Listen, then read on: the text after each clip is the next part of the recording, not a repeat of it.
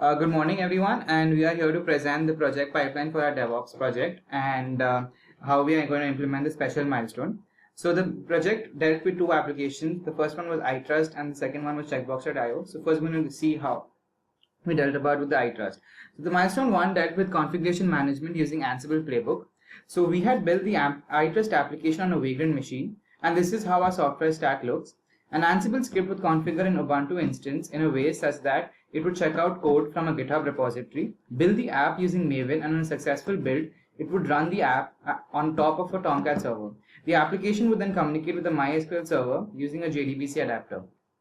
The second milestone for iTrust dealt with fuzzing, test coverage, and user case detector. So as you can see here, we had configured a Jenkins server to test that would build and run tests on a newly committed code. For this, we set up a fuzzer which would make 100 random commits before pushing the code to the repository. On sensing a new push, Jenkins will check out the code from the GitHub repository, run tests, and generate reports using Jacoco and Surefire plugins. So here the report would we can see that it consists of code coverage analysis, test failures, and also the list of users test cases. That is the test that always passed for all the runs. We would then export the report onto a text file on external storage. The third milestone was the deployment onto the AWS and also the rolling update. So here we deploy the iTrust application onto a development environment. For this, we used AWS EC2 servers. In all, we had 6 servers, one running Jenkins with proxy handling the rest were iTrust server. On receiving a push trigger, the Jenkins would try to build the application from the GitHub code. If the build is successful, it triggers a rolling update using the Ansible playbook. The update would roll sequentially on each server one by one. When a server is updated, the proxy would redirect all the users' requests to other running servers. The next server would only be updated after the previous server is online, therefore maintaining a reasonable amount of redundancy. So the second application was checkbox.io, and so here we use Ansible and set up a server to be able to run checkbox.io, and we perform configuration management to provision a server. We also modify the dependencies in package.json and checkbox.io to install all the required dependencies and also modify the code to enable connections to MongoDB. So this is the stack which we where you can see all the dependencies have been installed. In the second milestone, we use Ansible to set up a build server, which includes installing and setting up Jenkins on build server. We also create a job to build checkbox.io on Jenkins. We use npm for this. After the build is completed, we run an analysis script to check few conditions like maximum length of function, big O, complexity, maximum if conditions in the function, and fail the build if any of these exceed the threshold.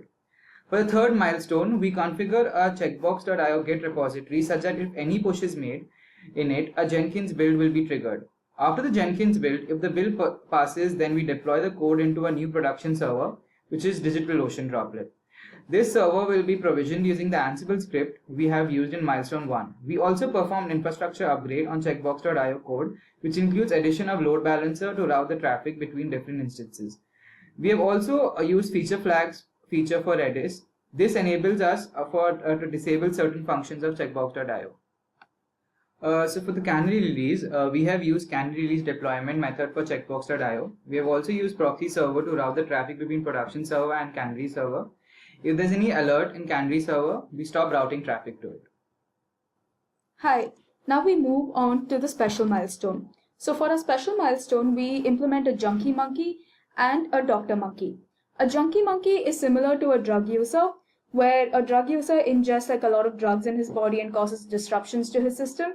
Same way, a junkie monkey introduces a lot of disruptions to our application by performing one of the following actions. It either increases traffic to one of the servers, it kills the checkbox process on one of the servers, or it changes the MongoDB credentials. Now, a doctor monkey is similar to a doctor who fixes the junkie. So the doctor monkey monitors the servers and repairs the problem caused by the junkie monkey. In case of increase in traffic, the doctor monkey spins up a new server to handle the traffic. In case of a process killed, it restarts the entire checkbox process on the specified server, and in case of a credential change, it restores back to the correct credentials. Hi, in this video I'm going to demonstrate how Junkie Monkey will disrupt the service of checkbox.io and Dr. Monkey tries to fix this. As the first option, Junkie Monkey can send large amount of requests to the proxy server, which has a detection mechanism to detect large number of requests coming in, and it spawns a new checkbox.io instance to serve this request.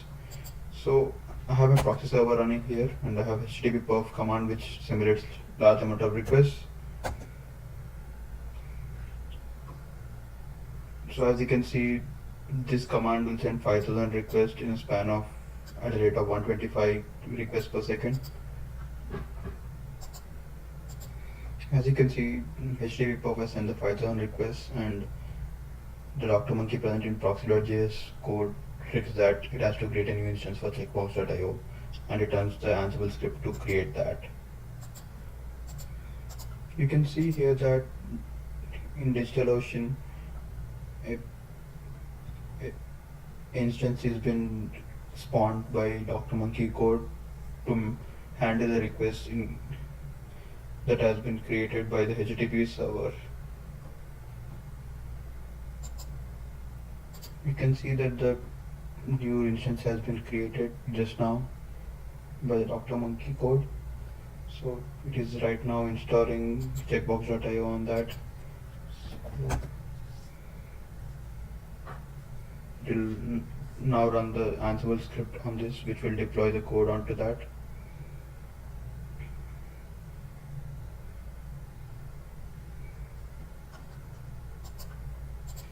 As you can see, the Ansible script running has been completed. So it will install all this required stuff and starts the checkbox.io service on this newly configured checkbox.io instance. As the second option, Junkie Monkey can change the MongoDB credentials, which will disable the checkbox.io instances to access MongoDB. Now if you can see that if I try to start server.js from checkbox.io, it shows all connected, which implies that MongoDB is successfully connected. The same with other instance also. Now if I go ahead and run the Junkie Monkey Ansible playbook, it will change the credentials of the MongoDB. Now if I try to reconnect on both of these instances, you can say that it says Mongo error, which means authentication is failed. Same on this one also. Now I have a Dr. Monkey code which will try to restore the credentials on these instances. So if I try to reconnect on them, I should be able to connect properly. As you can see, both of these servers are able to connect to MongoDB successfully. Hence Dr. Monkey has fixed the error which is caused by Junkie Monkey. As the third option, Junkie Monkey will try to kill the checkbox server process in one of the instances. So this is simulated by using the Ansible playbook. So I have this Ansible playbook called Junkie stop.yml, which will run on one of the instances.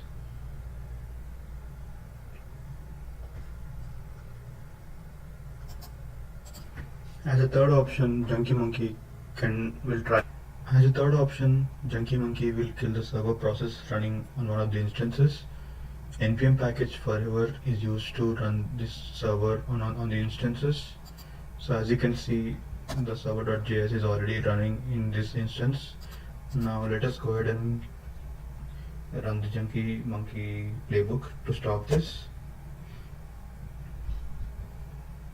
As you can see, it will stop the instance, one of the server code running on the instance. You can see here also that all the servers running here earlier were killed by Junkie Monkey.